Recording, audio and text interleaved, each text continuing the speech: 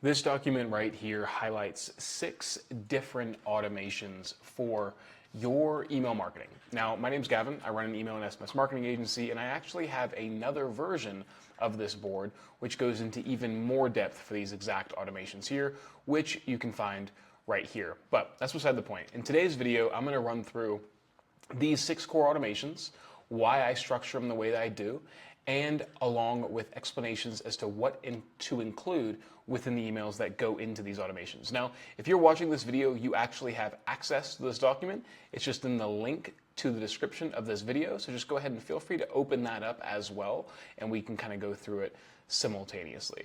So, really quickly, let's start from the left-hand side and let's talk about the pop-up forms. The pop-up forms I like to use as an opportunity to collect zero-party data, which is data that people tell us about themselves willingly. It's not us making guesses or inferences based on other parties, for example, first, second, or third. It's zero-party data, data that we collect directly from the reader. So as you can see here, we have an incentive, sign up for 10% off to get your discount. Enter your email address. I only ever ask for their email address. I don't ask for their first name, as that is an additional form that's just going to cause more drop-off and more resistance for the reader to subscribe. So, email address, hit enter. Note there's a disclaimer text here. Always include a disclaimer text on your pop-up form to show the value of the discount, how many times it can be used, and what it's valid for. If you don't do that, you are technically committing fraud. So, step number 2. What are you interested in? In this example, we have a series of collections that we ask the reader to tell us what they're interested in. And when they tell us this, we actually update their profile property with the tag related to what they've told us. So in this case, we're saying, what are you interested in? And then the property would be interest, and the tags would be what they select within here. And they hit next, and it updates their profile property. Note, we do this as step 2 on the form, because we don't want the reader to see a bunch of barriers straight off the bat when they're signing up for our newsletter to get their incentive. We want them to buy in first by giving us their email address, clicking enter, and then progressing to the next step. So they've already bought in, we've already got their email. Now we try and enrich their email with these tags. So they tell us they're interested in karate, they select karate, they click next, and then we give them the discount code on the pop-up form. Nice and easy. Always give the discount code on the pop-up form. Don't make somebody go into their email address to have to get their coupon code. As an e-commerce business, priority number 1 for you is getting product in hand. And for you, you want to make it as easy as possible for someone to spend money with you and to use the discount code that you gave them. So instead of forcing them off your website to get the discount code, just give it to them directly in the form and make sure that this CTA, the call to action here, use code, is for auto apply discount code at checkout. So when they click it, it auto applies the discount code to their cart. You'll also notice we have a desktop and a mobile version here. I always like to separate these two out because people interact differently with your forms based on the device that they are seeing the form on. And you want to be able to optimize for that. Desktop, mobile. Feel free to click it to see the dimensions as well. So there we go. Now we've captured a subscriber into our database. We have some zero-party data that they've told us, and we can send them to the welcome series. Now, within the welcome series, we want it to be triggered off of somebody joining the newsletter, and we have these filters here to ensure that somebody is subscribed to email marketing and they've placed an order 0 times over all time. Okay? This flow, the reason we have subscribed to email marketing at least once, is because sometimes people are going to be added to our newsletter, assuming you're using the same list from the checkout, and they may have not subscribed to email marketing. Obviously, the placed order 0 times filter will kick them out, but we want to make sure people are consented to receive email marketing to trigger this automation. Now you'll notice in this board, which once again you have access to, I've added a description as to the filters, the flows, pretty much every element in this flow. So feel free to take a look at that in your own time. Now, welcome series, we then update their profile property with in welcome series equals yes. So the tag is yes and the profile property is welcome series. What we do this for is because we want to be able to identify who is currently in our welcome series, and should we wish, we may not want to communicate with them during our campaigns if they're currently in the welcome series. By creating this tag, we tag profiles at the start of the welcome series, and then we update them with that tag, and then we can create a segment of subscribers that is comprising of people with that tag being yes. That segment will dynamically update, and we can use that segment as an exclusion segment. Okay? Now we also create 1.1 profile property update, which updates their profile property when they place an order.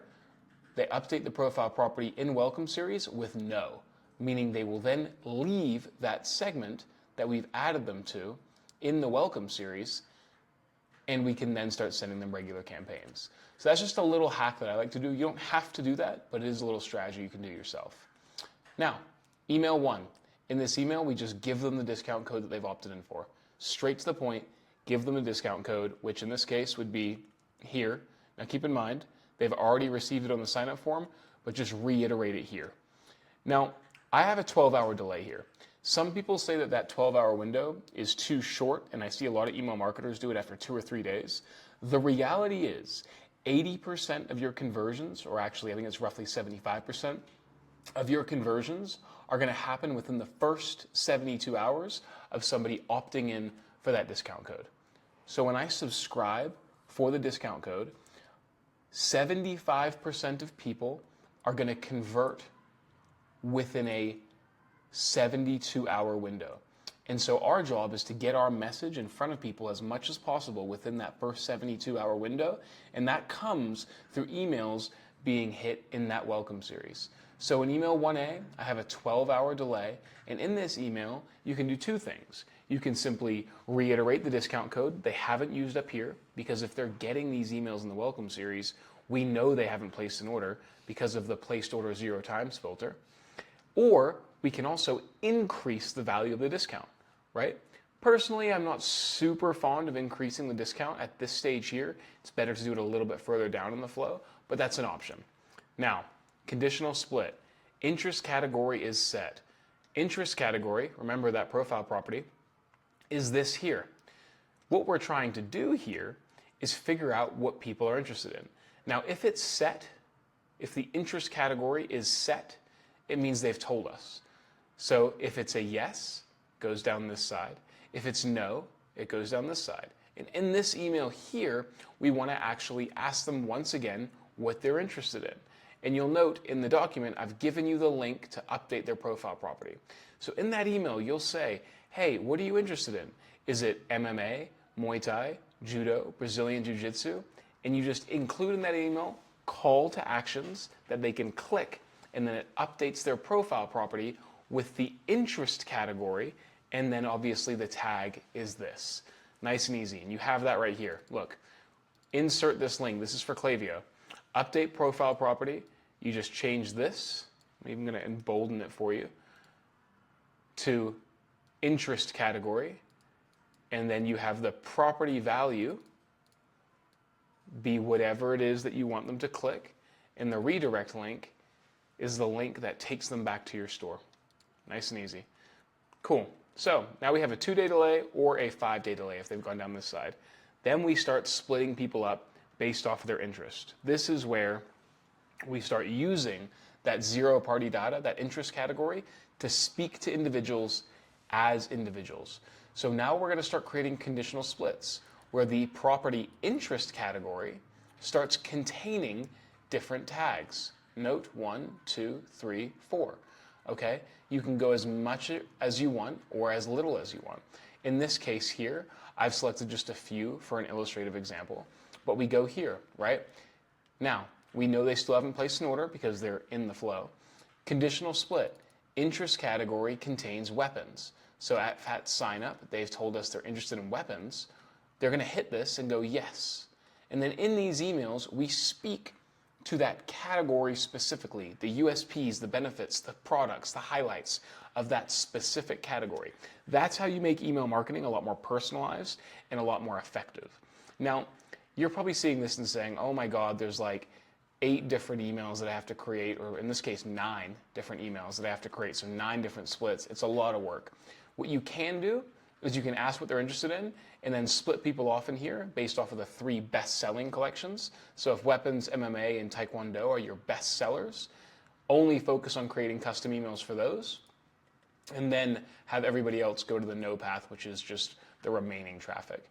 Now, once again, you have notes about what I talk about here in those emails, so feel free to review that in your own time. And I highly recommend going to the description of the video, opt in, and then I'll give you this link.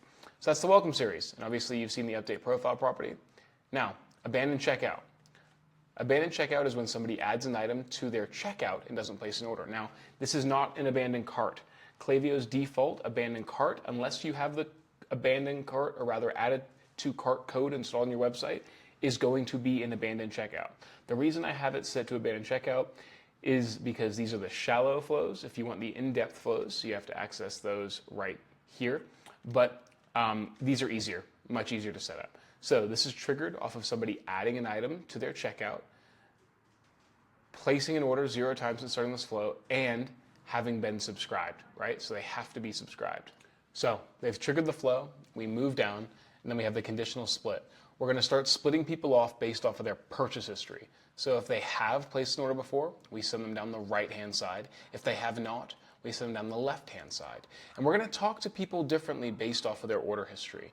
So they then hit a 50-50 random sample. I like to set up a little 15 to 30 minute test here. And then email 1A, these emails are going to be identical. We reiterate the item they left behind, and we also give them the discount code that we gave them in the welcome series here. I absolutely recommend reiterating the discount code at every single opportunity to every single subscriber if they have not placed an order. Your goal is to get product in hand, right? You're going to find as a business owner, the AOV on your first order is going to be significantly lower than the AOV on your second order. Get as much product into people's hands as possible and make up that compromise in margin for the first order, that 10%, 20% off on the second order, and increase the conversion rates by offering a discount. Here's how you do it. This is little notes for the copy. There's a code for the discount code, nice and easy. Offer the discount, 1 day delay, reiterate the discount code, right? Nice and easy. Just reiterate the discount code. These are the shallow flows. If you want the in-depth ones, I go into a lot more depth in some of the other flows in the bigger flow document. But that's the abandoned checkout. On the right-hand side, if they have placed an order, just remind the reader of what they've left behind. Once again, we have a time delay, 15 to 30 minutes. That's usually the best time. And just reiterate the item. Obviously, this is going to people who've purchased before, so there's no point in giving them a discount code. You don't need to keep flogging your items at discounted rates for people who have already purchased before. Browse abandon. Exact same logic as the abandoned cart, except it's triggered off of the viewed item metric, and we're filtering people out if they start checkout and they've placed an order in this flow, and they've been in this flow in the last 30 days, 14 days rather, and they have to be subscribed to email marketing, right? If they start checkout, they should get kicked out of this flow because then this abandoned checkout flow will take over. So once again, we split people off based off their purchase history. If they have placed an order before, we send them down this side here. So they place orders 0 times overall time. And we do the same thing, split test for a time delay, and give them their discount code while reminding them of the item they viewed. Nice and easy. Dynamic product image in there, discount code. On this side, if they have placed an order before, there's no point in us giving them a discount code.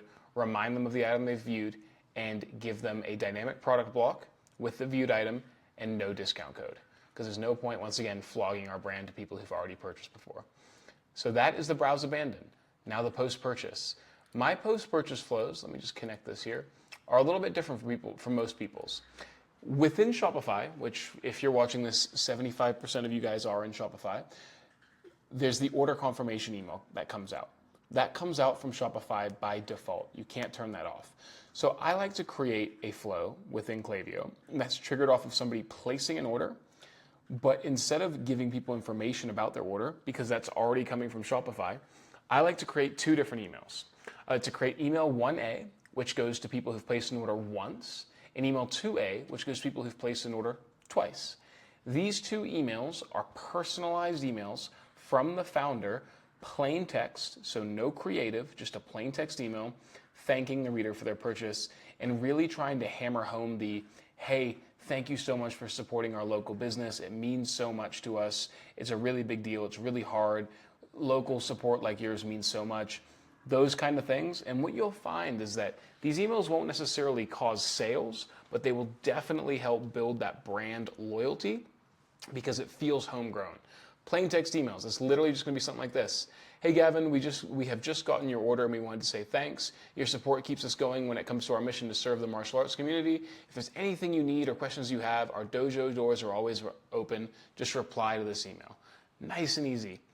It's just a plain text email. Make sure in the send address, you make sure it's from the founder, but that's all I do. Plain text emails coming from the team. It's so simple.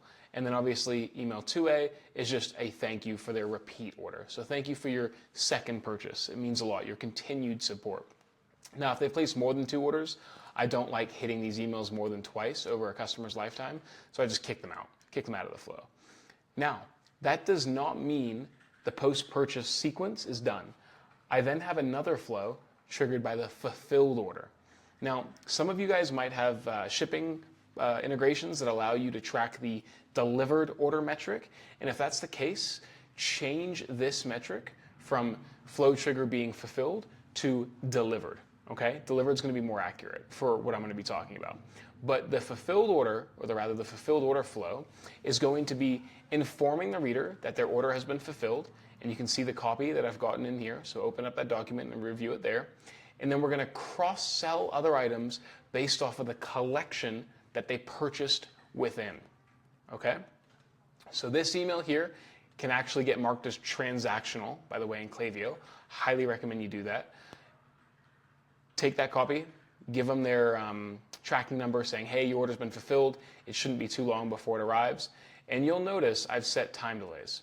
So right here, we have trigger splits. And we're going to placed order equals XYZ. Now, this is for the product itself.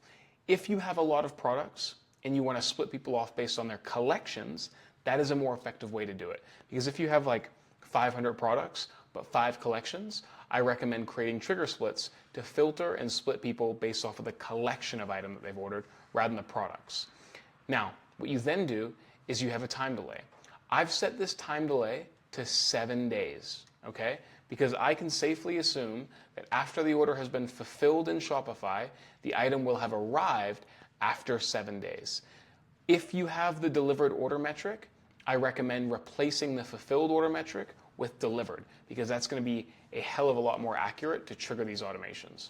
So after 5 days, I feel like an order will have been delivered to the reader. So I add an extra 2 days for the 7-day delay, and I start doing the following in these emails. Now keep in mind, I know what collection or item the individual has bought based off of these trigger splits up here. So then what I start doing is I have an email that educates the reader on the collection. So email 1B and 2A, let's say it's in judo and MMA, I can start educating people on judo and the product collection as a whole, how to care for your judo gear, how to care for your MMA gear in these emails. And what that does is it increases the perceived value, not from the email, but value comes from a few things. There's equations, right? There's price, there's use, and frequency of use.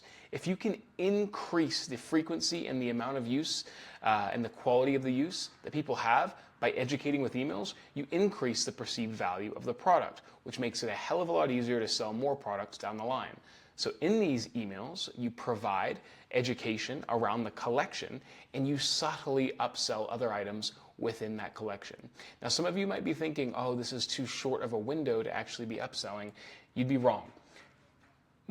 More often than not, it varies from business to business, but most customers who purchase once are going to purchase again in a 45-day window. That's what I've seen from my clients. So you want to hit people within that window of time. You'll actually be surprised. I think for most of my brands, 50% of people who buy once and who buy again, the time delay is under 2 weeks, right? So they buy once, they like the product, they buy a second time. After a 7-day delay in 1C, this is where you're going to try and increase the perceived value by continued education, encouraging continued use, highlighting the benefits. For example, if it's a supplement brand, encourage them to continue using it, but also try and upsell and cross-sell other items within that collection. So you know they're in judo, highlight the 3 best sellers in the judo category. Same with the MMA. That's how you do it. Now on the right-hand side, we know that they haven't hit any of these collections.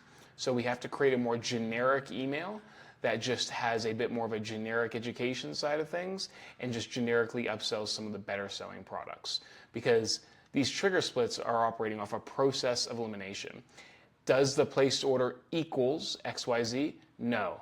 Okay, goes down to this side. If it's yes, it hits here. Does the collection equal this? No. Meaning, if we only had two collections, either the item hasn't been categorized or it's a combination of these, right?